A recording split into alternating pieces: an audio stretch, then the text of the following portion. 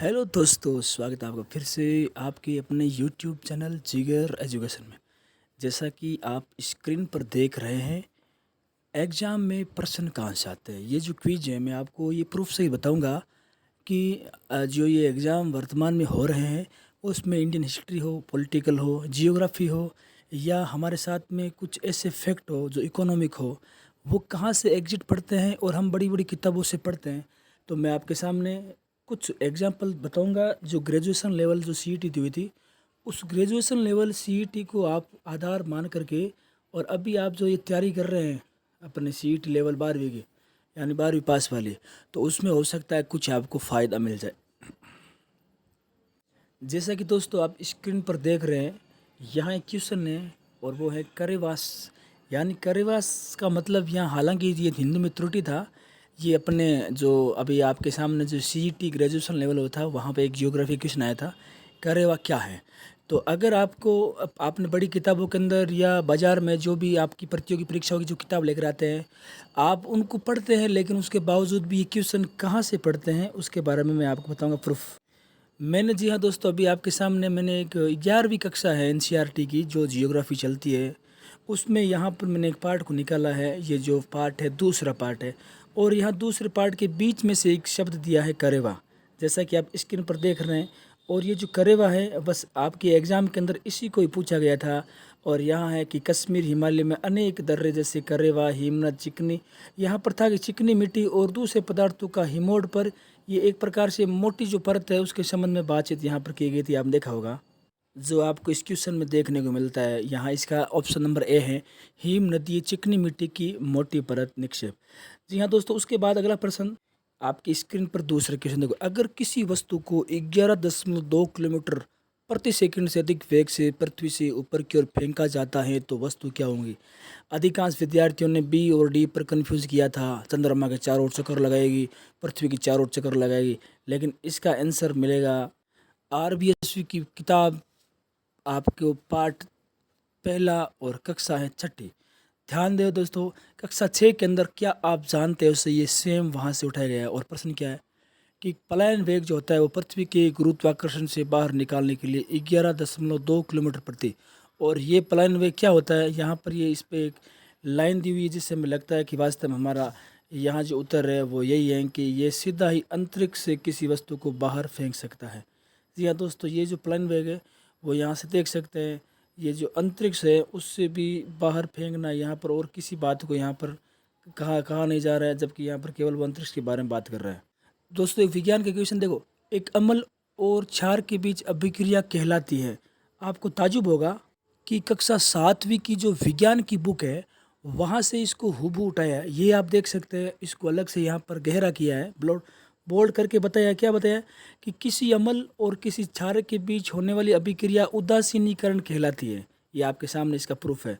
तो आप न जाने कितनी बड़ी किताबों को पढ़ते हैं, लेकिन आप अगर 6ठी 7वीं 8वीं की एनसीईआरटी को देखते नहीं है तो काफ़ी क्वेश्चन आपको वहाँ मिल जाते हैं। जैसा कि आप देख रहे हैं स्क्रीन पर, एक क्वेश्चन है आपके जियोग्राफी से संबंधित और एक क्वेश्चन हिस्ट्री से संबंधित। तो ऊपर वाले में ये प्रश्न देखो क्या है कि ऐसा कौन सा भारत का राज्य है जहाँ सभी घरों में वर्षा जल संरक्षण की क्या है आवश्यकता है। तो ये बहुत सिंपल क्वेश्चन है जो 10वीं किताब से आया हुआ है, और वहाँ से इसको यहाँ दिया है कि क्या आप जानते हैं रोचक तथ्य। तमिलनाडु एक ऐसा राज्य है जहाँ पूरे राज्य में हर घर में छत वर्षा जल संग्रहण करना आवश्यक है। अगर कोई नहीं करता है तो उस व्यक्ति के खिलाफ कानूनी कार्रवाई भी होती है।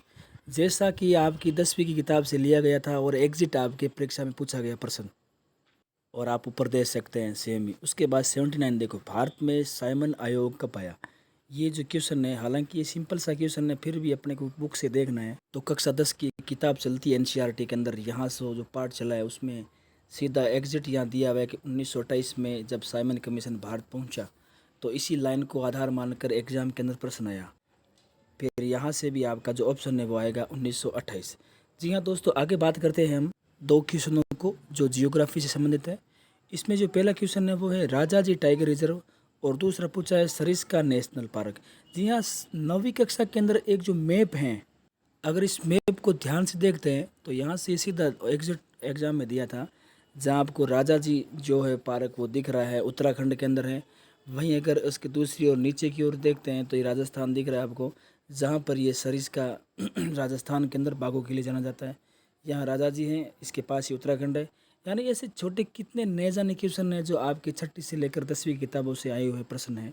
फिर अगर आपके सामने एक अगर स्वामी जी का जो आपका कथन था कि सामाजिक में आया था आध्यात्मिक और भौतिकवाद के लिए, जो स्वामी जी थे उन्होंने 1893 के अंदर एक धार्मिक संसद में आयोजन दिया और 1897 के अंदर रामकृष्ण मिशन की स्थापना की थी। ये बड़ा क्वेश्चन था, लेकिन क्यों ने गलत भी कर दिया। इसका एग्जिट आपको 8वीं की किताब में मिलेगा, जिसमें आपको ये सेम टू सेम बात आपको मिलेगी।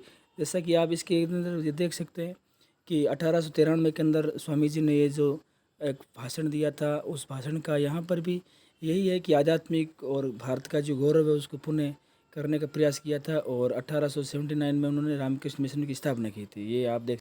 फिर देखो एक ये अपने अर्थशास्त्र से प्रश्न है, किसी देश की कुल आय को कुल जनसंख्या, यानी कुल आय और कुल जनसंख्या, ये आपको मिलेगा। आपको अर्थशास्त्र जो पे कक्षा 10वीं की एक पुस्तक चलती है, वहाँ से ये लाइन सीधी एग्जिट आपको देखने को मिलती है। और ये लाइन है कि अगर औसत आय याद करते हैं तो इसका मतलब ये है कि ये जो औसत आय याद करते हैं उसके पीछे जो कारण है वो यही है कि देश की कुल आय को कुल जनसंख्या से जब भाग देते हैं तो ये जो औसत आय है वो निकलती है, जैसा कि इस किताब से ये बताया गया है। फिर आपके सामने एक देखो एक क्वेश्चन था, आपने अगर देखा होगा तो जो एग्ज़ाम नहीं देख रहे हैं वो भी देख सकते हैं। भारत सरकार के सांख्यिकी योजना और कार्यक्रम कार्यान्वयन मंत्रालय के अधिकांश ऐसा कौन सा संगठन है जो रोजगार के अलावा पंचवर्षीय योजनाओं को तैयार करता है। इस प्रकार का क्वेश्चन था, जो यहाँ कक्षा 9 की जो किताब है वहाँ से ही दिया हुआ था। राष्ट्रीय प्रतिदर सर्वेक्षण संगठन, जिसको NSSO बोलते हैं।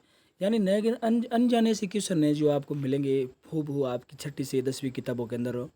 जैसा कि आपके सामने क्वेश्चन देखो, हालांकि सिंपल क्वेश्चन है लेकिन फिर प्रूफ है। टांका, ये जो टांका है वो क्या है, इसमें कन्फ्यूजन वाली बात नहीं है। जो आपको यहाँ मिलेगा, ये जो राजस्थान विशेषकर जो क्षेत्र है यहाँ पर, ये बाड़मेर, बीकानेर, फलोदी, वहाँ पर जो टांका होता है वो टांका का एक भूमिगत टैंक है जो विशेषकर घर पर पानी है उसको संग्रहित करने के लिए, जो पानी संग्रहित है उसके लिए काम लेते हैं। जैसे कि आप इस क्वेश्चन को देख रहे हैं कि राजस्थान के समय भारत की कितनी प्रतिशत, स्वतंत्रता के समय कितनी जनसंख्या जो आजीविका के लिए कृषि पर निर्भर थी। ये ऐसा क्वेश्चन था जो कईयों के पसीने छुड़ा दिया था। लोगों ने सोचा क्या करना क्या नहीं करना। ये भी NCERT के अंदर किताब में मिला है। तो दोस्तों इसका आंसर आपको मिलेगा यहाँ अर्थशास्त्र की 12वीं की जो बुक है वहाँ से। हालांकि 12वीं की बुक से था कि स्वतंत्रता के समय 75% जनसंख्या कृषि पर निर्भर थी। ये हालांकि मैं 10वीं का नहीं कह सकता हूँ, लेकिन जो 6ठी से 12वीं तक NCERT का अध्ययन करता है तो निश्चित रूप से उसको किसी अन्य किताबों की खरीदने की भी आवश्यकता नहीं है। तो ये आपके सामने कुछ, अभी मैं कुछ और दिखा रहा हूँ आपको।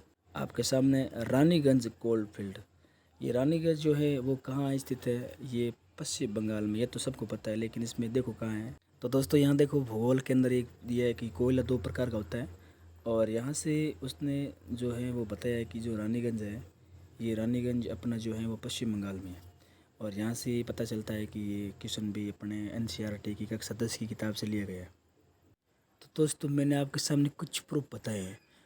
मैं ये वीडियो बनाकर मेरे सभी युवा साथी जो भी प्रतियोगी परीक्षा की तैयारी कर रहे हैं, केवल उनके लिए संदेश मेरा यही है कि आप उस प्रतियोगिता के इस दौर में जो बाज़ार में जो गाइड आती है उसको तो आप अगर ठीक है पढ़ ही रहे हैं, लेकिन उसके लिए भी आपको मैं जो एक सफलतम और एकदम एग्जिट जो क्वेश्चन है वो यही है कि अगर आप 6ठी से लेकर के 12वीं की जितने भी जो NCERT की बुक है उसका अगर ठीक प्रकार से अध्ययन करके उनके अगर नोट्स बनाते हैं तो आपको निश्चित रूप से आपको मिलने वाली परीक्षा के अंदर एक भी क्वेश्चन ऐसा नहीं होगा जिससे आपको लगता होगा कि आपने इसको देखा नहीं।